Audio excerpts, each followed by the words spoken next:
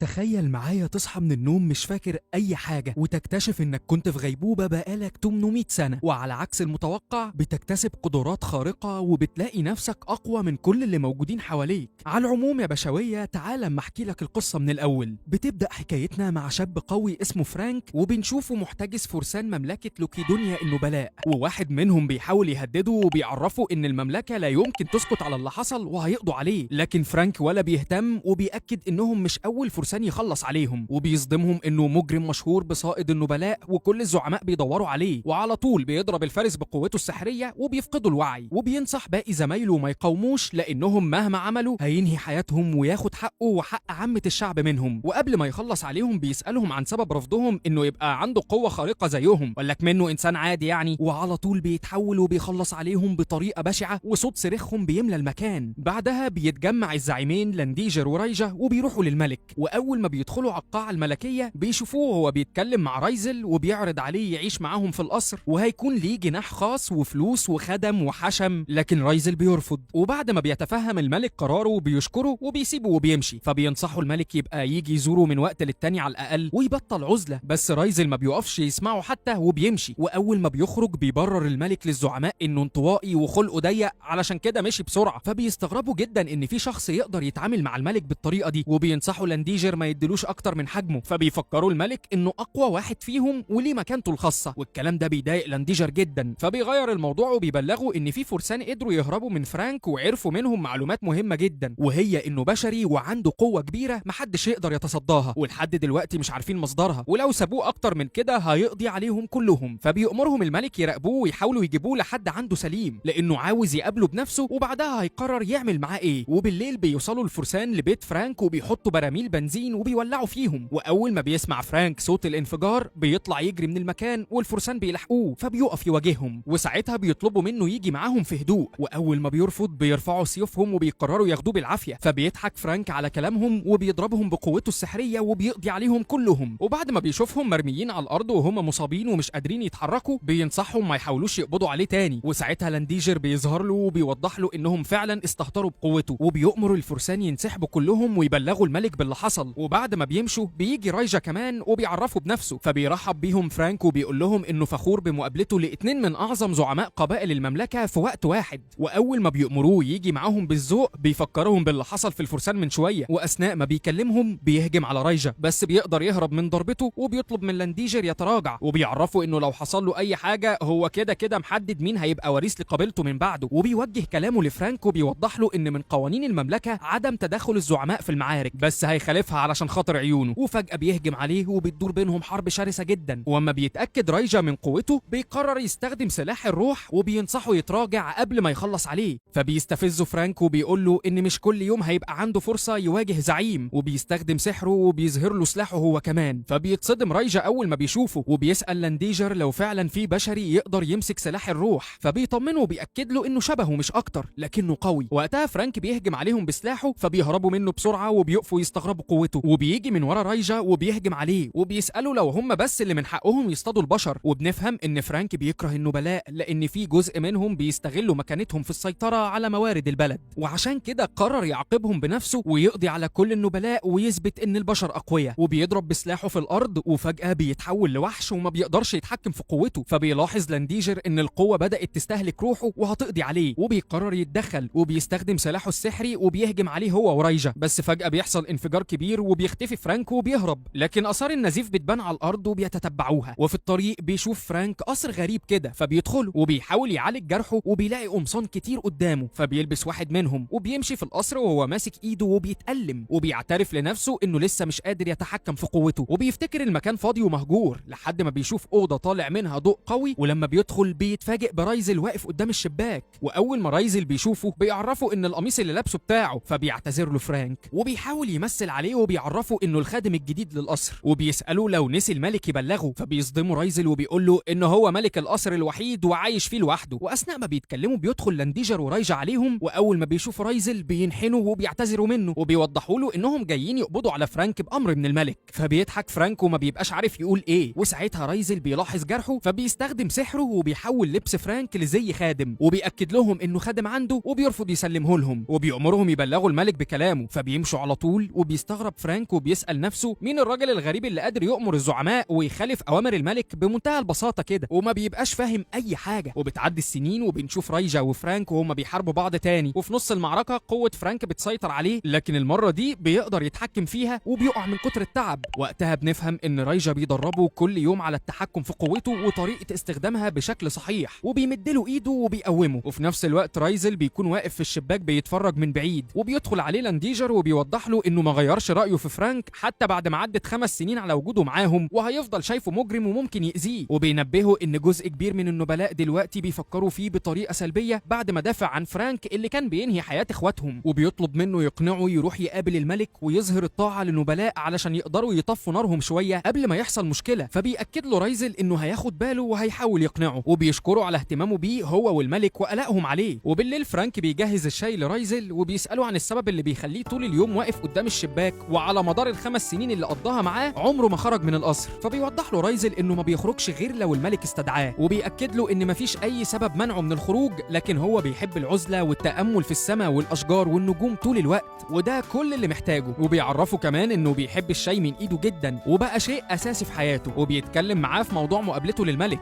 وتاني يوم بيقتنع فرانك وبيروح القصر الملكي، وبيمشي وسط الفرسان وهو سامع كلامهم السيء عنه وكرههم ليه. واخيرا بيوصل على القاعه الملكيه، واول ما بيشوفوا الملك بيرحب بيه جدا وبيعرفه انه بقاله سنين مستنيه، وبيطمن عليه وبيقول له انه اتفاجئ لما عرف ان رايزل عينه كخادم وبيحسده على حظه. وبيوضح له انه بيحب رايزل وبيحس ان في علاقه قويه بتربطهم ببعض وبيعتبره زي ابنه، لكن هو انطوائي وما بيحبش يختلط بيه مهما حاول معاه. وبيعرض عليه يستغل قربتهم ويبقى واحد من النبلاء ويعيش حياه طويله علشان يفضل جنبه ويحميه. وقتها فرانك بيتفاجئ وبيرفض لانه بيفتخر انه بشري ومش هيفضل خدام لواحد منهم طول حياته. فبيسألوا الملك عن سبب وجوده معاه 5 سنين، وانه اكيد عرف ان رايزل غامض واختار الوحده لنفسه وماشي في الطريق الصحيح وما بيتبعش حد، لدرجه انه اوقات كتير بيغدر بالنبلاء اول ما بيغلطوا وبيفضح اسرارهم، واهم حاجه عنده يقضي على الشر. وبيعترف له انه الوحيد اللي بيتميز بصفه النباله الحقيقيه. فبيتعصب فرانك وبيقول لنفسه انه مش هيتحول لنبيل علشان يقضي حياته كلها مع الغامض ده بس، وبينصح الملك يستخدم سلطته على رايزل الاول قبل ما يأمره بحمايته. فبيتفاجئ الملك وبيقوم يضحك على كلامه، وبيأكد له ان النبلاء والبشر متساويين ومن الصعب عليه يغير تفكير انسان ويجبره على حاجه. وبيوضح له ان كل كلامه معاه كان مجرد عرض يقدر يقبله او يرفضه، وبيطلب منه لو قبل عرضه يحمي رايزل من دلوقتي لاخر عمره. وبعد ما بيمشي بيدخلوا الفرسان وبيسالوا الملك عن السبب اللي خلاه يخرجه بكل سهوله وما يخلصش عليه. فبيوضح لهم انه ممكن يتحول لواحد من النبلاء. فبيعترض واحد من الفرسان وبيفهم الملك انهم كده بيخاطروا وبيسمحوا له يأذي رايزل رغم ان كلهم عارفين مدى اهميته بالنسبه لهم. فبيهديه لانديجر وبيعرف الملك انهم لو عملوا كده هيبقى في اعداء كتير لرايزل بسبب فرانك. فبيأكد لهم الملك ان القرار مش في ايده، ورايزل الوحيد اللي هيحدد هيعمل ايه بالظبط. في الوقت ده فرانك بيروح لرايزل وبيبلغه بكلام الملك، وبيعرف منه انه موافق وما عندوش مشكله، بس بشرط ان هو كمان يوافق، وبيديله وقته. وفي يوم بيروح فرانك على القصر الملكي وبيقابل لانديجر في طريقه، وبيعرفه ان الملك استدعاه تاني وشكله كده فاكره حمامه بينه وبين رايزل، وبيفهمه ان رايزل بسبب مساعدته ليه بيعرض نفسه للمشاكل وبيضحي بحياته، وبيطلب منه ما يعرضهوش للاذى. واثناء ما بيتكلموا بيقاطعهم 3 من الفرسان، وبيعرض واحد منهم على فرانك انه يحاربه ويتاكد من قوته بنفسه ويعرف السبب ورا اختيار رايزل ليه. واما بيحاول لانديجر يوقفه بيقاطعوا فرانك وبيقبل طلب الفارس، وبيخرجوا في الساحه وبتدور بينهم معركه شرسه، والفارس بيكون متفوق عليه وهزيمه فرانك بتقرب. وبيقف لانديجر ومعاه رايجا يتفرجوا من بعيد وبيسالوا بعض عن سبب تساهله مع الفارس رغم قوته. وقتها الفارس بيستفز فرانك وبيطلب منه يجيب اخره ويوري له القوه اللي كان بيخلص بيها على اخواتهم من النبلاء، وبيهجم عليه. فبيصد فرانك ضربته، وبيبان ان الفارس غيران منه وكان نفسه يبقى مكانه بعد ما رايزل اختاره يعيش معاه رغم انهم حتى مش مسموح لهم يقربوا منه. فازاي هو حته انسان وقبل يخليه جنبه طول الوقت؟ وبيقول له ان رايزل عايش علشان ينفذ هدف واحد بس، وهو حمايه النبلاء والحفاظ على تواجدهم في العالم. فبيقوم فرانك يواجهه تاني وبيتحول لوحش وبيهجم عليه، وبتدور بينهم حرب شرسه لحد ما الدنيا بتليل، وفي النهايه بيطير له عينه وبيهزمه. فبيقف الفارس وهو بينزف وبيتدخل الزعماء وبيأمروه ينسحب لان استحاله يفوز عليه. وفجاه بيضرب فرانك بكل قوته في الارض وبتتهز المملكه كلها، ومن وسط الضباب بيظهر الملك ورايزل وبيشوفوا حاله فرانك وخروجه عن السيطره. ووقتها الفارس بيطلب من رايزل يخلص عليه، فبيتجه رايزل ناحيته، وبمجرد ما بيقرب منه بيضربه فرانك بقوته السحريه وبيصيبه في وشه. وقبل ما يهجم عليه تاني بيستخدم نزيفه وبيسيطر عليه بعاصفه ضخمه، وبيوقف سلاح فرانك القوي بايد واحده. فبيبص له فرانك فرانك وهو بيعيط بعد ما جرحه لانه مش قادر يسيطر على نفسه. في اللحظه دي بياخد رايزل نزيف فرانك، وبمجرد ما بيحطه على بقه بيقدر يتحكم فيه، وبيظهر فرانك في عالم تاني وهو طاير في الجو، وبيجي رايزل قدامه وبيفوقه، واول ما بيحاول يقرب منه بيرجعوا تاني على ارض الواقع، وبيرجع فرانك لطبيعته وبيقع على الارض من التعب. فبيفهم الملك ان رايزل قرر يخليه تابع ليه وواحد من النبلاء. وفي نص الليل بيصحى فرانك وهو مفزوع وبيلاحظ ان جروحه اتداوت، فبيلبس وبيخرج وهو بيتألم علشان يشوف رايزل. وكالعاده اول ما بيوصل على اوضته بيلاقيه واقف قدام الشباك وبيشكره على انقاذه، فبيطمن عليه وبيطلب منه يعمل له شاي. وقبل ما يخرج فرانك بيلاحظ انه بيكح نزيف، وبيكمل طريقه للمطبخ وبيقف يأنب ضميره، وبيفهم ان رايزل استخدم نزيفه لحمايته على حساب صحته، وبيسأل نفسه ليه ممكن واحد مهم زيه يعمل كده علشانه، وبيروح له بفنجان الشاي. ووقتها رايزل بيفهم انهم دلوقتي بقوا مترابطين بالنزيف، وبيسألوا عن موافقته انهم يبقوا روح واحده ويبقى تحت سيطرته مدى الحياه. فبيوافق فرانك وبينحني وبيوعده انه هيحميه للابد. وبعد فتره بيتوفى الملك بطريقه مجهوله، وبتنتشر الاشاعات على رايزل، والكل بيتهمه ان هو اللي نفذ الجريمه دي لانه اقوى واحد في المملكه والوحيد اللي قادر ينهي حياه ملكهم. وبتبدا الفوضى وعينك ما تشوف الا النور. وقتها فرانك خد رايزل وسافروا في اليابان علشان يحميه ويبعده عن الانظار، وقرر يخرجه من عزلته، فاسس مدرسه ثانويه وقدم لرايزل فيها على انه طالب علشان يقدر يتعامل مع البشر ويعيش حياه طبيعيه. وبتعدي السنين، وفي يوم بنشوف اتنين من طلاب المدرسه، وواحد فيهم اسمه تاشيرو ايده متجبسه، وبنعرف من كلامه مع صاحبه كاسي انه عمل فتوه كالعاده وخد له علقه عنب وقعد في المستشفى مده طويله. واول ما بيدخلوا بيتفاجئوا بحارس امن جديد اسمه جون، فبيدخلوا يرحبوا بيه، وبيسال جون عن سبب اصابه تاشيرو، وبعد ما بيوضح له انها كانت حادثه عربيه بيمسكوا الاتنين في خناق بعض. وبيتفرج عليهم فرانك ورايزل من المكتب، وبيتاكدوا ان تغيير ذكريات الطلاب نجح ومش فاكرين اي حاجه. وبنفهم ان من كام يوم اجتمع جون مع رايزل وفرانك بعد ما مجموعه مجرمين اسمهم الاتحاد هجموا على المدرسه، وجون يبقى واحد منهم، وهم عباره عن منظمه علميه بياخدوا فيها الشباب وبيجربوا عليهم عقارات القوه واختراعاتهم علشان رجالتهم يستخدموها في الجرايم. وعشان يفهمهم جون اكتر بيظهر لهم مخالبه وبيعرفهم انه هو وزمايله عباره عن فئران تجارب وبشر معدلين لدرجه انهم ملهمش اسماء وكانوا بيلقبوهم برموز. وبنعرف ان جون كان رمزه M21، ورغم ان رجالتهم اقوى منهم لكن معظم التجارب كانت بتتعمل عليه هو وصاحبه المقرب. فبيقرروا يهربوا على اساس انهم في مهمه خاصه. وفي يوم جه اتنين من رجاله الاتحاد وقابلوهم وطلبوا مساعدتهم في البحث عن تابوت، وبسببهم خسر صاحبه المقرب وهو الوحيد اللي طلع من المهمه سليم. ومن ساعتها قرر ما يرجعش تاني للاتحاد. فبيعرض عليه فرانك يعيش معاهم لو ما عندوش مكان، وبيأكد له ان الاتحاد هيبعت ناس يدوروا عليه بعد ما حمى طلاب المدرسه ووقف ضد رجالتهم، وبيديله حريه التصرف. فبيستغرب جون وبيعرفهم انه مش طيب زي ما هم فاكرين على الثقه الزايده دي، وبيوضح له فرانك ان القرار واقف على زعيمه. وبيوافق رايزل انه يعيش معاهم بس بمقابل، وهو انه يشتغل حارس للمدرسه، فبيوافق. وبنشوف فرانك واقف يبص عليهم مسرحان، فبيناديه رايزل وبيعرفه انه هيروح على فصله، وبيسيبه وبينزل يمشي وسط انبهارات البنات بيه. وبيدخل على الفصل وبيشوف الطلاب ملمومين على تاشيرو وبيرسموا له على الجبس، فبيدخل يقف قدامهم وهو ساكت، وفجاه بيطلع قلم وبيديله توقيعه، وبيرجع يقعد مكانه ولا كأن في حاجه، وبيقضي معاهم اليوم وبيستغرب من التليفونات اللي مع الطلاب. وفي اخر اليوم بيسمع تاشيرو بيتفق مع كاسي يروحوا البيت عنده ويلعبوا العاب الفيديو، واما بيلاحظوا انه مركز مع كلامهم بيعزموه يجي يلعب معاهم وهيعلموه بنفسهم. لكن رايزل بيفضل ساكت، لا بيصد ولا بيرد. فبيفهموا انه خايف يروح في اي مكان او يتاخر لانه عايش في شقه المدير. وبعد ما كل الطلاب بيخرجوا بيقف فرانك وجون فوق المبنى وبيسالوا عن انطباعه في اول يوم شغل، فبيوضح له انه مش فارق له وانه بيشتغل بس علشان يعوض عن اقامته معاهم. وبيجي رايزل يقاطعهم وبيقول لفرانك ان العالم اتغير جدا. وقتها فرانك بيوضح له انه كان فاقد الوعي لوقت طويل قوي، حوالي 800 سنه كده. فبيكمل رايزل كلامه وبيبدي اعجابه بالبشر، وبيعرفوا انهم بيملكوا حاجه مش معاه ومن خلالها يقدر يعمل حاجات كتير زي الالعاب. فبيتصدم فرانك وبيفهم ان قصده في الاخر على الموبايلات الحديثه، وبيأكد له انه هيجيب له واحد في اقرب وقت. وتاني يوم بيروح رايزل على المدرسه بالتليفون، واول ما بيشوفوا تاشيرو وكاسي بيتفاجئوا انه جاب احدث اصدار، وبيقرروا يعلموه يتعامل معاه ازاي. وفي الوقت ده بيقف جون يتفرج على الطلاب وهم بيلعبوا كوره، وبيفتكر نفسه وقت ما كان مع صديقه المقرب وزمايله، وبيقاطعوا عامل النظافه وبيتعرف عليه. وفجاه وهم واقفين بيتكلموا بتهجم عربيه على المدرسه وبينزل منها راجل عملاق وبيمسك طالب من الطلاب يضربه. وقتها جون بيستخبى وبيخاف يطلع حد من الاتحاد، فبيتدخل العامل وبيحاول يوقف العملاق، ولسه هيضربه بكل قوته بيوقف تاشيرو بينهم وبياخد الضربه على ايده المتجبسه. واول ما العملاق بيشوفه بيتعرف عليه، وبنفهم انه جاي يضرب تاشيرو مخصوص لانه فاكر ان انه ضايق مراته، فبيجي كاسي يفهم من صاحبه، فبيوضح له انه لحق مراته قبل ما تقع وهم بيعدوا الطريق مش اكتر، وبيصرخ وبيطلب منها تفهم جوزها لكن هي بتتجاهله، وبيضايقوا رجالتها باقي طلاب المدرسه. وفجاه بيهجم العملاق على تاشيرو، فبيحاول يتفادى كل ضرباته لحد ما في الاخر بيديله باللوكميه وبيطيره وبينزل فيه ضرب. وبيفضل جون واقف يتفرج من بعيد وبيحاول يسيطر على نفسه وما يتدخلش. ومره واحده بيلاقي رايزل واقف يبص له في صمت. وقتها تاشيرو بيضرب العملاق اول ضربه وبيستفزه اكتر، فبيردها له العملاق بطريقه وحشيه، واما بيحاول العامل يحميه ويقف قصاده بيشيله من قميصه، لكن قبل ما يأذيه بيخرج جون وبيأمره يسيبه. فبيتعصب العملاق وبيفتكره ضعيف وبيضربه بكل قوته، فبيسيطر جون عليه وبيمسكه من سلسلته وبيوقعه على الارض، وهوب بيشيله جون وبيحدفه بعيد، وبينزل يوشوشه وبيأكد له ان لولا في طلاب بيتفرجوا عليهم كان زمانه مخلص عليه. فبيخاف العملاق جدا وبياخد رجالته وبيهرب، وبيتلموا الطلاب على جون وبيشكروه على انقاذهم. وبالليل بيقف في البلكونه وبيفتكر الوقت اللي قضاه جوه انابيب التجارب الزجاجيه وتحكم الاتحاد فيه، ورغم محاولتهم في انهم يعيشوا زي البشر العاديين فشلوا. وبيفتكر اتفاقه مع صاحبه انهم يوصلوا لاسمائهم الحقيقيه وعيلتهم وحياتهم قبل ما الاتحاد يستغلهم. وبيدخل فرانك عليه وبيشكره على تصرفه، بس بينصحه يحاول يسيطر على نفسه على قد ما يقدر وما يهاجمش اي حد. فبيوعده جون انه هينفذ اوامره لان في هدف عايش عشانه ووعد لازم يوفي بيه، وبيترجى يسامحه ويسيبه عايش معاهم. فبيأكد له فرانك ان البيت بقى بيته من ساعه ما دخل عليه، وبيتفاجئ جون انه بيتعامل كويس. في الوقت ده بنشوف جندي في مدينه تانية بيستغيث بزمايله وبيبلغهم ان الاتحاد هجموا عليهم اثناء مهمتهم وقضوا على كل زمايله وتقريبا ما فضلش غيره. وفي نفس اللحظه بيهجم عليه زعيم الاتحاد كرانس، وبنشوف رجالته هم بيدمروا في المدينه وبيخلصوا على الجنود وبيولعوا المباني. وبيظهر تاو الخبير التكنولوجي وهو بيبلغ زميله تاكيو بموقع الدكتور اللي عايزين يوصلوا له. وقتها تاكيو بيضرب الرصاص على طياره وبيدمرها، وبينزل يخلص على الجنود اللي بيحموا الدكتور وبيبلغ باقي العصابه انه وصل له. فبيأمرهم كرانس يسيبوا باقي الموضوع لوحده الدعم ويتحركوا على موقع مهمتهم الجديده. وبعد يومين بيوصلوا على اليابان وبيقفوا على سطح مبنى، وبيفهمهم كرانس ان مهمتهم المره دي تحري مش حرب. وبيوضح لهم وبيشرح ان في 2 من المسؤولين كانوا في مهمه سرقه التابوت واتقطع الاتصال بيهم فجاه، ودورهم يعرفوا ايه اللي حصل لهم بالظبط. ومن ناحيه تانية بيظهر سيرا وريجس، وبنعرف انهم 2 من النبلاء جايين يحققوا في نفس مشكله التابوت، وبيتحركوا على موقع الجريمه. وبمجرد ما الحراس بيحاولوا يوقفوهم بيبصوا لهم بعينيهم الحمراء وبيسيطروا عليهم وعلى ذاكرتهم. وبعد ما بيدخلوا بيرجعوا الحراس لوعيهم وبينسوا انهم شافوا حد اصلا، وبيدخلوا النبلاء يشوفوا اثار الحرب اللي دارت في المكان. وريجس بيشرح لسيرا ان التقارير اكدت انها جريمه مختل عقلي، لكن هو مش مصدق ومقتنع ان في حد تلاعب بالمعلومات. وبيعرفها انه سمع عن جماعه من البشر بيحاولوا يكتسبوا قوه خارقه علشان يسيطروا على العالم واسمهم الاتحاد، وبيتفقوا يستقروا في المدينه لحد ما يفهموا الدنيا فيها ايه. والصبح بيوصل ريجس وسيرا على المدرسه بعد دخول الطلاب، وبينصحهم جون يسرعوا شويه لان الفصول كلها دخلت. وبمجرد ما ريجس بيبص له بيحس بحاجه غريبه وبيفتكر عيون رايزل، واول ما بيأمروه يوصلهم على مكتب المدير بينفذ كلامهم. وبمجرد ما فرانك بيشوفهم بيشبه عليهم وبيسألهم عن سبب وجودهم، واما بيفضلوا ساكتين بيفهم وبيشكر جون وبيسمح له يمشي. وبعدها بيقوم يرحب بيهم وبيعرف منهم انهم عاوزين يقدموا على المدرسه. وفجأة بيبص له ريجس وبيحاول يسيطر عليه، لكن فرانك ما بيتأثرش وبيفهم انهم من النبلاء وفاكرينه انسان عادي، فبيمثل انه اتأثر وبينفذ اوامره، وبيطلب منه يعمل مكالمه سريعه ويرجع لهم. وبيبعد شويه وبيتصل برايزل، وبعد ما بياخد موافقته بينزلوا سيرا وريجس على نفس الفصل وبيرحب بيهم المدرس وبيعرفهم على باقي الفصل، وبيطلب من تاشيرو يبقى مرشدهم. ووسط انبهارات كل الطلاب بجمالهم ريجس بيلاحظ وجود رايزل وبيحس بحاجه غريبه اول ما بيبص له وبيشك فيه. ووقت الاكل بيقعدوا مع تاشيرو وكاسي ورايزل وبيلاحظ انه مش بياكل، فبيعرفهم تاشيرو ان دي عادته من ساعه ما جه. وبعدها بيوشوش رايزل وبيقترح عليه يرجعوا معاه على بيت المدير ويلعبوا شويه. وبعد نهايه اليوم جون بيستنى فرانك يرجع معاه على البيت، وفي طريقهم بيسالوا عن سيرا وريجس والسبب اللي خلاه يقبلهم، فبيوضح له انه كان قرار رايزل لانهم لازم يعرفوا نواياهم. وقتها جون بيلمح له انه لاحظ انهم مش طبيعيين، وبيساله لو يعرفهم ولو هم من جماعه نوبلس اللي الاتحاد بيدوروا عليها. فبيقف فرانك من الصدمه وبيتفاجئ انه عرفهم، وبيسيبه يكمل كلامه وبيعرف منه على حسب معلومات الاتحاد انهم مجموعه عندهم قوه خارقه بتعدي قوه الاتحاد بمراحل. فبيأكد له فرانك وبيبدأ يفهمه وبيحكي له ان قبل تقدم العلم والحضاره كان البشر ضعفاء جدا وعاجزين حتى انهم يدافعوا عن نفسهم من الحيوانات والطبيعه، وساعتها ظهرت كائنات عندهم قوه خارقه وكانوا بيحموا البشر من اي حاجه بيخافوا منها، فاعتمدوا عليهم وسمحوا لهم يعيشوا وسطهم لدرجه انهم بنوا ليهم قصر ملكي، وكل ما يقعوا في مشكله وبيطلبوا مساعدتهم، ومن ساعتها كرسوا كل حياتهم لحماية البشر، وعشان كده لقبوهم بالنبلاء، وبيأكدوا ان سيرا وريجس منهم. فبيضحك جون على كلامه وبيعرفوا انه مش مقتنع بالحكاية دي كلها، وبيسألوا لو هو ورايزل من النبلاء. وقتها فرانك ما بيقدرش يحدد له لان كلامه صح وغلط في نفس الوقت. واخيرا بيوصلوا على البيت وبيتفاجئوا برايزل ومعاه الاربع طلاب، وتاشيرو ماسك في زمارة رقبة كاسي ومبهدلين الدنيا. واول ما بيشوفوهم بيسألوا فرانك عن سبب وجود جون، فبيوضح لهم انه عايش معاه مقابل خدمته. وبيدخلوا واول ما بيشوف رايزل مندمج معاهم بيتبسط وبيرحب بيهم، فبيعتذروا له تاشيرو وصاحبه وبيحاولوا ينظفوا الشقة بسرعة. وبعدها بيقعدوا كلهم سوا يشربوا الشاي، وبيقترح تاشيرو على فرانك يسمح لسيرا وريجس كمان يعيشوا معاهم بما انهم لسه ما لقوش سكن، وبيسألهم كلهم لو موافقين. ورايزل بيعرفوا انه ما عندوش مانع، فبيتصدم فرانك وبيبقى واقف في نص هدومه وبيوافق بعد رايزل، وبيسمح لسيرا وريجس يعيشوا معاهم. وبعد ما بيخلصوا سهرتهم بيدخل فرانك يغسل المواعين، وبيروح جون يقف معاه وبيتكلموا. وبتيجي سيرا تعرض عليهم المساعدة لكن فرانك بيشكرها، وقبل ما تخرج بتلاحظ الوشم اللي على ايد جون وبتستغرب. وتاني يوم بيتكلم مع ريجس في المدرسة وبتحكي له اللي شافته، وبتخمن انه رمز عصابة الاتحاد، وبيفهموا انه واحد منهم وممكن يبقى ورا التابوت اللي اختفى والجريمة اللي حصلت من ايام. وبعد انتهاء اليوم الدراسي بيروح ريجس يشوف جون، واما بيتجاهله وبيسيبه وبيمشي بيسألوا عن سبب انضمامه لمجتمع بشري رغم انه انسان معدل، وبيعرفوا انه ما بيحبش الناس اللي شبهه لانهم بيبقوا مستعدين يتخلوا عن انسانيتهم بس علشان القوة. فبيقف جون مكانه من الصدمة، وبيخرجوا يتكلموا بره. وبيكمل ريجس وبيسألوا لو يعرف اي حاجة عن الاحداث الغريبة اللي حصلت الفترة اللي فاتت، فبينكر وبيأكد له انه ما يعرفش حاجة. لكن ريجس ما بيصدقوش وبيأمروا يعترف له بالحقيقة، وبيوضح له لو الاتحاد ليه علاقة بالجريمة. واما بيسألوا جون عن سبب اسئلته بيعرف منه انه عاوز يرجع التابوت اللي اختفى لانه في قوة اكبر بكتير من اي قوة موجودة على الارض، وهو كائن النوبلس. فبيضحك جون وبيأكد له انه مش هيعرف يفيده، والاشخاص اللي سرقوا التابوت اتوفوا. وساعتها ريجس ما بيتفهمش وبيقرر يهاجمه، وبتدور بينهم حرب شرسة جدا لحد ما بتيجي لريجس رسالة من سيرا وبتبلغه انها محتاجة مساعدته. وقتها بنعرف ان في تواصل خفي بينهم، وبنعرف ان في طريق سيرا للبيت مع باقي شلتهم بيضايقوهم شوية بلطجية وبيعكسوها، وبيحاولوا يمدوا ايديهم على كاسي، فبيوقفهم تاشيرو. وقبل ما يعمل حاجة بيحطوا السلاح على رقبة رايزل وبيهددوهم ييجوا معاهم في هدوء بدل ما يخلصوا عليه، وبياخدوهم كلهم. وهناك تاشيرو بيحذرهم يلمسوا اي حد من صحابه، وبيطلب من كاسي يرجعوا ورا، وبيعمل فيها شبح كالعادة وبيتصدى لهم لوحده، وبيقدر يتغلب عليهم واحد ورا التاني. وبيوصل ريجس ومعاه جون على المكان، وقبل ما يتدخل بيوقفوا جون وبينصحوا يسيب تاشيرو وياخد حقه لان صاحبته في امان وما حصلهاش حاجه. وبيسمع ريجس كلامه وبيستغرب ان البشر بقوا اقوياء وبيتدخلوا في معارك، فبيفهموا جون ان اي حد يعرف يحارب طالما عنده سبب. واول ما بيرفع واحد من العصابه مسدسه على تاشيرو بيتدخل جون وبيدافع عنه وبيوقف الخناقه. وتاشيرو بينصح العصابه يواجهوا لوحده المره الجايه ويبعدوا عن صحابه، فبيخافوا وبيهربوا منه بسرعه. وبيخرج كاسي يطمن عليه وبيكملوا طريقهم كلهم سوا على البيت. وطول الطريق ريجس وجون بينكشوا في بعض وبيتجادلوا ولا نائر ونقير، وحتى ما بيرجعوا على البيت بيقعدوا قدام الترابيزه وبيتخانقوا. وبيقرر فرانك بما انه قدامهم المدير واكبر واحد في القعده لازم يتدخل، فبيقاطعهم وبيقترح عليهم يعمل لهم عشاء. بس حتى وهم قاعدين ياكلوا ما بيبطلوش خناق. والصبح بتوصل عصابه الاتحاد على مكان الجريمه والموقع اللي توفى فيه رجالتهم، وبيتاكدوا من المنظر ان في حرب شرسه قامت بين اشخاص عندهم قوات خارقه. وبيقعد تاو على اللاب بتاعه وبيوصل لاخر تقرير رجالتهم بعتوه، ومكتوب فيه انهم وصلوا على المدينه لسرقه التابوت وقابلوا M21 وصاحبه وطلبوا مساعدتهم، وبيخمنوا ان رجالتهم لسه بيدوروا على التابوت وموقع فئران التجارب مجهول. فبيأمرهم كرانسي يكملوا بحث ويقبضوا عليهم اول ما يلاقوه. وتاني يوم بيوصلوا الطلاب على المدرسه وبيبص ريجس على الباب وبيشوف ظل جون، فبيفتكر انه بيراقبه. وبيقابله هو وسيرا بعد المدرسه في حته فاضيه وبيتهموا انه بيتجسس عليه. وقتها جون بيوضح له ان ده طبيعه شغله، واول ما بيهدده بيتعصب جون وبيعرفه انه عارف بخروجهم كل يوم بالليل، ومن قوانين المدينه منع خروج القاصرين في وقت متاخر. وبيبدا الخناق كالعاده وبتقف سيرا تتفرج عليهم، وبيرجعوا على البيت سوا وبيقعد جون يتسابق مع ريجس في الاكل وهم بيتخانقوا. واول ما بيسالوا ريجس عن هدفه بيفتكر صاحبه وبيعترف له ان في وعد عايش علشانه. فبيقاطعهم فرانك اول ما بيشوفهم مبهدلين الدنيا، وبيعرفهم انه مش خدام عندهم وعشان كده كلهم هيشاركوا في تنظيف البيت. وبمجرد ما بيلاقي النائر والنقير هيبداوا كلام تاني بيصرخ في وشهم وبيأمرهم يبداوا تنظيف. وفي وسط ما هم بينظفوا ريجس بيؤمر رايزل يساعدهم وبيزعق له، فبيتصدم فرانك وجون وبيخافوا من رد فعله. لكن رايزل بيفاجئهم اكتر وبيقوم يساعد ولا كأن اي حاجه حصلت.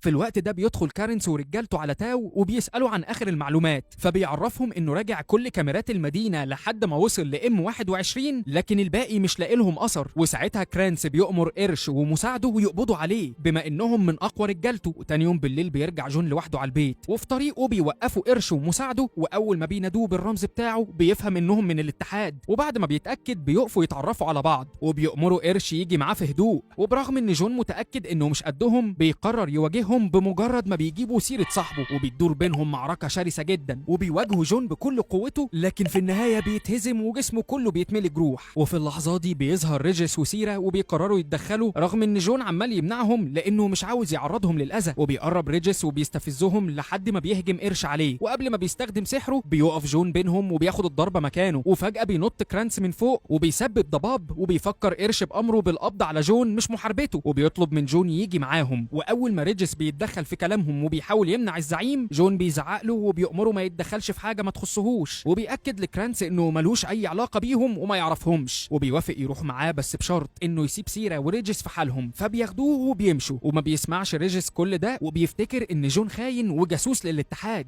في الوقت ده رايزل بيقعد يشرب الشاي مع فرانك وبيسمعوا صوت الباب، فبيقوم فرانك يشوف مين وبيرحب بسيرا وريجيس، وبيبان عليهم انهم متضايقين. وبمجرد ما سيرا بتفتح بقها وبتقول له ان ريجيس متضايق بيتعصب عليها، وبيأكد له انه مش هيزعل من مخادع زي جون، وبيسيبهم وبيمشي. وبتبدأ سيرا تحكي لفرانك اللي حصل وشكهم في انه جاسوس، وبتسيبه وبتدخل تاني. والصبح بنشوف جون وهو متربط وفاقد الوعي، وبيدلق قرش عليه جردل ميه ساقعه وبيفوقه. وبيبدأ كرانسي يحقق معاه، واما بيحاول يلاوع بيضربه قرش وبيضغط عليه. وبيكشف جون من اسئلتهم انهم ما يعرفوش اي حاجه عن خيانته للاتحاد ولسه فاكرينه تبعهم، وبما انه مصدر المعلومات الوحيد بيقرر يستغل الفرصه وبيفضل ساكت. فبيسيب له كرانس وقت يجمع معلوماته، وبيديله تاكيو ازازه ميه يشرب وبيساعده. وبعد ساعات جون بيستسلم وبيقول لهم انه هيتعاون معاهم بشرط انهم يساعدوه يعرف معلومات عن زمايله اللي كانوا فران تجارب معاه. لكن كرانس بيرفض عرضه لان المعلومات دي بيانات سريه ما يعرفش حاجه عنها، وبيوضح له انهم مجرد عصابه جرائم في الاتحاد.